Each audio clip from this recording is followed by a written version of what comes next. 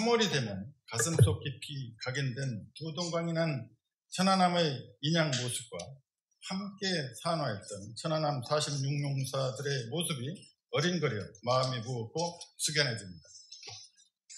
특히 올해 3월에는 천안함 피격 사건을 주도했던 김영철이 통일전선부장으로 변신하여 천안함 피격 사건에 대한 일말의 사과나 반성도 없이 정부의 극진한 대접을 받으면서 평창올림픽 폐막식에 참석하는 모습을 보고 만감이 교차하기도 했습니다. 오늘 천안함 피격 사건 8주기를 맞이하여 사건의 진실을 재조명해 봄으로써 그동안 제기되어 왔던 오해와 의혹을 해소하고 수많은 귀중한 생명의 희생을 통해 얻은 국가안보상의 교훈을 토대로 평화와 안전을 위한 국가안보태세를 다지는 전기로 삼아야 하겠습니다. 오늘 저는 8년 전으로 들어가 천안함 피격 사건의 진실을 가장 가까이에서 그리고 온몸으로 체험한 이야기를 여러분들께 드리고자 합니다. 천안함 폭침 사건 8주기를 맞이하여 이것이 천안함 피격 사건의 진실이라는 것을 생생하게 말씀드리는 것이야말로 제가 천직으로 생각하고 평생 동안 헌신해왔던 우리 대한민국의 방위를 위해 해야 할 당연한 소임이라고 생각하며 아울러 젊음을 조국 영예 수호에 바친 46 천안함 용사들의 넋을 우러할 수 있는 유일한 길이라고 생각합니다. 천안함 피격 사건은 그야말로 전대미문의 사건이라고 하지 않을 수 없습니다. 세계 어느 곳에서도 그 유래를 찾아볼 수 없습니다. 희생 장병의 수도 그렇고 북한의 교묘한 무력 도발의 형태와 방법, 북한의 서양으로 결론을 내기까지의 과정이 모두 흔치 않은 사례였습니다. 지금도 하나하나 되짚어보면 생생하게 떠오릅니다. 우리 모두는 두동강난 천안함의 모습에 충격을 느꼈고 그렇게 만든 범인이 북한이라는 사실에 분노했으며 이를 호도하는 우리 내부의 세력을 바라보면서 대한민국 국민으로서 허탈감과 배신감에 또 다른 아픔을 느껴야 했습니다. 천안함 피격 사건이 없었다면 2010년도 3월 26일은 우리 군에 있어서 매우 역사적이고 희망적인 날이었을 것입니다. 요즘도 국방계획의 주요 목표이자 과제로서 우리 군의 화두가 되고 있는 합동성 강화의 출발점이었기 때문입니다. 그날 오후에는 합동성을 강화하기 위한 합참의장 지휘도 구현을 위해 합참전력발전본부 주관으로 국방선진화위원, 합참자문위원, 민간 전문가, 각급 부대 지휘관 및 참모 등 410여 명이 참석하여 육군 교육사령부 강당에서 합동성 강화 대토론회가 개최되었습니다. 매우 성공적인 대토론회였으나 안타깝게도 그날 밤에 천안함 피격 사건이 발생하여 그 의미가 사장되고 말았습니다. 북한이 도발 시기를 선택한 것도 이와 무관하지 않다는 생각이 듭니다. 국방부는 사건이 발생하자 우선적으로 실종자 탐색 구조 활동과 선체 인양 작전에 돌입했습니다. 그러나 사고 해역은 수중 시정이 극히 제한됐을 뿐만 아니라 유속도 3노트에 이르고 조고차도 최대 3.4m에 달했습니다. 더욱이 짙은 안개와 강풍으로 어려움이 더했습니다. 그럼에도 불구하고 우리 해군과 미군 특수부대 요원들의 죽음을 무릅쓴 헌신적인 활량으로 많은 희생장병들을 구제해낼 수 있었습니다. 그 과정에서 고 한주호 주누이님의 투철한 군인 정신과 살싱성인의 어떤 그런 정신은 우리 국민에게 감동을 주었습니다. 실종자 탐색 구조와 선체 인양에는 미군 쌀보함을 포함한 42척의 해군 함정과 구조기기 15대, 민간 인양 크레인과 탑재 바지선들이 참가했습니다. 북한의 도발 위협이 높은 접촉 지역에서 해양의 악조건 속에서도 성공적으로 임무를 완수함으로써 한국 해군의 우수성과 한미동맹의 공감은 물론 조선 대국으로서 대한민국의 위상을 세계에 알리기도 했습니다. 이제 조사 활동에 대해 말씀드리겠습니다. 3월 26일 천안함 침몰 직후 합참 전비태세실과 국방부 조사본부가 사건에 대한 초동조사를 즉각 실시했습니다. 그러나 국방부는 사건의 중요성과 국민적인 관심, 초기 언론 보도 등에서 발생할 수 있는 혼란 등을 감안하여 3월 31일부터 합동조사단을 운영하였으나 4월 12일에 민군 합동조사단을 편성하여 침몰 원인을 규명하기 위한 본격적인 조사활동을 진행했습니다. 이후 4월 25일까지 4개국 외국 조사 전문단이 참가하는 명실공히 자국적 민군 합동조사단을 출범시켰습니다. 민군 합동조사단의 가장 큰 과제는 조사 과정의 투명성과 신뢰성을 높이는 것은 물론 국제적인 공신력을 확보하는 것이었습니다. 그래서 조사단 편성도 국내외 전문가들은 물론 국회 추천 전문위원, 미국, 영국, 호주, 스웨덴 등 4개국의 전문가들까지 포함시켰던 것입니다. 특히 외국의 전문가들을 참여시키는 것은 큰 모험이기도 했습니다. 객관적인 결과를 얻지 못한다면 국제적인 망신을 자초하게 될 뿐만 아니라 처참한 우리 군함의 적나라한 모습을 외국에 공개하는 것 그 자체가 큰 부담이었기 때문입니다. 조사를 처음 시작할 때는 망망대해를 하염없이 바라보아야만 하는 것처럼 막막했습니다. 우리 군 역사상 군함이 침몰한 사건을 한 번도 경험해보진 못했기 때문입니다. 이로 인해서 조사활동 초기 방향 설정에 있어서 난관에 봉착했으나 2000년 예멘항에서 발생했던 미군 코올함 피격 사건 조사 전문가로부터 조언을 받고 분과별 조사 방향과 방법을 수차에 걸쳐 토의하고 연구하여 이를 바탕으로 조사활동을 시작했습니다. 합동조사단은 한미가 인용되기 전인 4월 14일까지는 천안함의 작전 경과 및 사건 발생 후 후속 조치를 정밀 분석한 한편 침몰 요인을 내부적 요인과 외부적 요인으로 구분하여 조사 분석을 진행했습니다. 한미를 인양한 후에는 현장조사팀을 현장의 독도함으로 전개하여 현장조사를 실시했는데 그 결과는 천안함은 내부 폭발 가능성과 좌초 가능성, 피로 파괴 가능성이 희박하고 외부 폭발 가능성이 높은 것으로 판단했습니다. 함수를 인양한 4월 24일부터는 현장조사팀이 백령도로 전개하여 현장조사를 실시했습니다.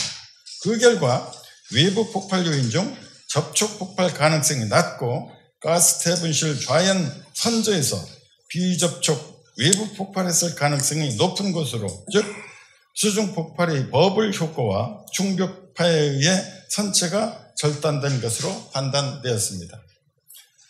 이후 문제는 과연 수중 폭발의 원인이 무엇인가에 초점이 맞춰졌습니다. 즉 결정적인 증거물을 찾는 데 주력했지만 방법이 마땅치 않았습니다. 그러던 중 찾아낸 방법이 쌍끌이 어선을 활용하는 것이었습니다. 우리 공군이 해상에서 전투기 추락사고 시 특수 그물망을 이용해서 전투기 잔해를 90% 이상 수거한 사실에 착안한 것입니다. 5월 10일부터 사고 해역을 정밀 분할하여 샅샅이 수색하기 시작했습니다. 이렇게 해서라도 증거물을 찾지 못한다면 진공 펌프로 해저의 뻘을 모두 빨아 올려서라도 반드시 찾겠다는 각오로 임했습니다. 쌍끌이 어선을 이용해서 바닥을 수색한 지 5일이 지나고 6일째 되던 날 5월 15일 30번째 수거작전 시 프로펠러가 달려있는 물체와 모터로 추정되는 물체를 수거하게 되었습니다. 수거한 물체는 어뢰 추진 동력 장치로 조종 장치였으며 그리고 추진 모터였습니다. 정보 당국이 보유하고 있는 북한이 제작한 어뢰의 설계 도면과 비교했을 때 크기와 모양이 일치했고 어뢰 추진 동력 장치와 천안함 전체의 흡착 물질을 분석한 결과 성분이 일치했습니다. 또한 추진 후보 내비의 1번이라고 표기된 한글 표기는 2003년도에 포항 근해에서 습득한 북한 어뢰의 헤드캡의 안쪽에 쓰여졌던 4호라는 글자와 표기 방법이 유사했습니다. 천안함 피격이 북한의 소행 및 만천하에 드러나는 순간이었습니다. 외국 조사단들은 쌍꺼리어 어선에 의해 수거된 증거물을 스모킹 건, 즉 결정적 증거로 부르며 추가적인 증거물 없이도 원인 규명이 가능하다고 감탄했습니다. 어뢰 몸체는 알루미늄 합금으로 이루어져 있기 때문에 폭발 시 분해되어 잔해를 수거하기 어려워 동력 추진 장치를 수거한 것은 국내는 물론 외국에서도 처음 있는 사실이었습니다. 이런 것이 바로 하늘은 스스로 돕는 자를 돕는다, 즉 천우신조였으며 완전 범죄는 없다라는 말을 실감나게 하는 순간이기도 했습니다. 그처럼 명확한 증거가 눈앞에 있는데도 일부 우리나라 사람들은 천안함 피격 사건이 북한의 소행이라는 사실을 믿지 않았습니다. 아마도 믿고 싶지 않았을지도 모릅니다. 그렇지만 이마저도 세부 분석 결과는 결코 피해갈 수 없었습니다. 증거물 화학 분석을 통해 HMX, RDX, TNT가 혼합된 피격에 들어있는 수중 무기에 의해 천안함이 피격되었다는 사실을 확인할 수 있었습니다. 생존자 및 초병 진술 내용을 분석한 결과 생존자 다수 인원이 공중으로 떴다가 떨어졌고 폭발음을 이해청취한 인원이 있었으며 골절 및 타박상 환자가 발생했고 초병이 성광불빛을 목격하고 소음을 청취했다는 진술 등을 종합적으로 볼 때 어뢰가 수중 폭발하여 생긴 버블 효과 현상과 일치했습니다. 천안함의 함미와 함수, 연돌과 어뢰 추진 동력 장치에 흡착된 흰색 분말 덩어리를 전자 현미경 사진, 에너지 분광, 엑스선 회절 등을 통해 분석한 결과 동일한 원소 성분으로 구성되어 있음을 과학적으로 명백히 확인을 했습니다.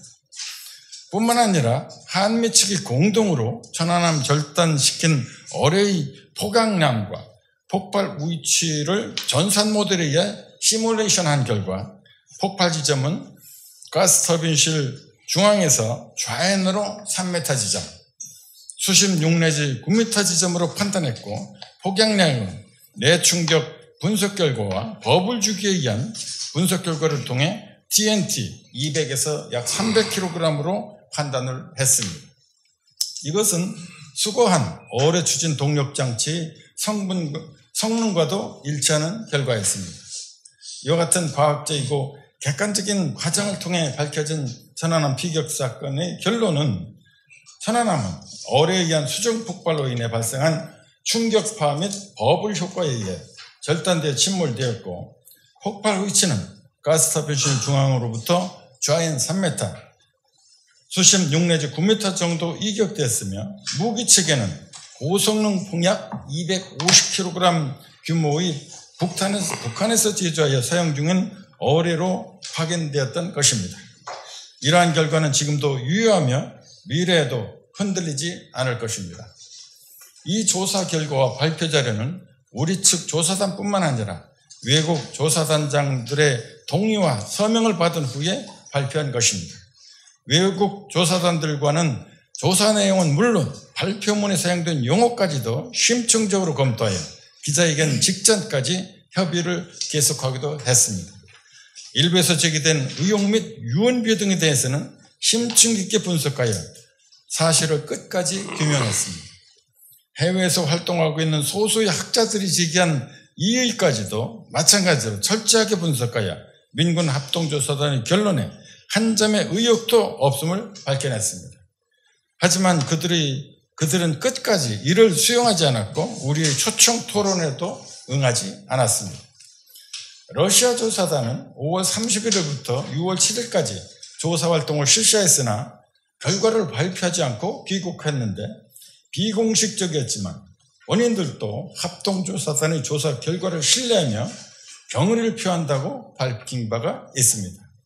민군 합동조사단의 조사 결과는 유엔 안전보장이사회 15개국 대표들에게도 설명되었습니다. 그들은 이를 매우 만족할 만한 수준으로 평가했습니다. 우리 국민들도 높은 신뢰를 보낸 바 있습니다. 조사 결과 발표 직후 5월 20일에 언론 보도에 따르면 우리 국민의 약 70% 정도가 조사 결과에 대해 신뢰를 보냈습니다. 이후 2010년 9월 여론조사에서는 72.6%, 2011년도 3월 여론조사에서는 80%, 2012년 3월 17일 조선일보 여론조사에서는 71.3%의 국민이 조사 결과를 신뢰한다. 즉 천안함 피격 사건의 범인이 북한이라는 것을 믿는다고 답을 했습니다. 이제 제 소감을 몇 말씀 드리겠습니다. 천안함 피격 사건은 분명 국가적으로 볼 때 불행한 사건이었습니다. 그만큼 우리에게 남긴 교훈도 컸습니다. 국민안보실을 고양시키는 데 결정적인 역할을 했습니다. 전후 세대들에게 북한의 호전성을 증명시켜 주었고 우리 군이 부족한 것이 무엇인지를 객관적으로 볼 수 있게 했습니다.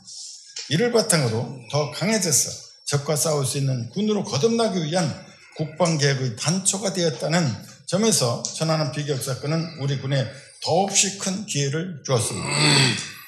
동시에 천안함 비격 사건은 국제사회의 냉엄한 현실을 뼈저리게 느끼게 한 사건이었습니다.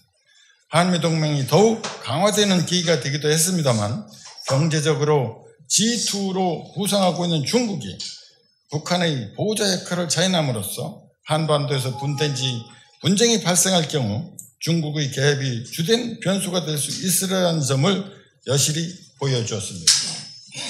천안함 비격 사건은 현재에도 그리고 미래에도 우리 대한민국 모두의 마음속에 살아있는 안보 교과서입니다.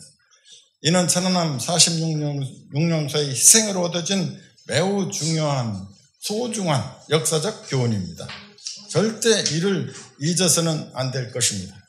저는 여기 참석하신 모든 분들께서 자유민주주의 대한민국을 굳건히 지키는 데 힘써 주실 것을 믿습니다.